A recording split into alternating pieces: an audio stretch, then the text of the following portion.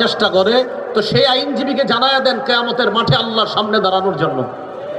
অন্যায় এটাকে ন্যায় করার চেষ্টা করা যাবে না। আল্লাহ নিষেধ করছেন, লা তুজাদিল আনিল্লাযীনা ইখতানুনা আনফুসাহুম। নবী, যারা নিজেদের সাথে খেয়ানত করে তাদের পক্ষে আপনি ঝগড়া বিবাদ করবেন না। এই জন্য প্রিয় ভাইয়ারা, অন্যায়ের পক্ষপাতিত্ব করা হারাম। আপনাদের সামনে অনেক মানুষ বলবে, আমি যদি এই করি, আমি যদি সেই করি, তো আপনাদেরকে এমন করব তেমন করব।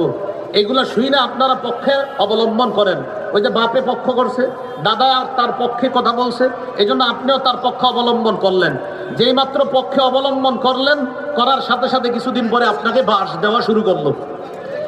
এটা আপনি জেনে শুনে অন্যায়ের পক্ষ অবলম্বন যদি করেন, তা আল্লাহর কাছে আপনি দাঁড়ানোর জন্য তৈরি থাকবেন। মূল আলোচনায় চলে আসি। জনপ্রতিনিধি নির্বাচন করার ক্ষেত্রে আপনি যদি জেনে শুনে অন্যায়ের পক্ষ অবলম্বন করেন, তো আল্লাহর কাছে আপনি দাঁড়ানোর জন্য তৈরি থাকেন।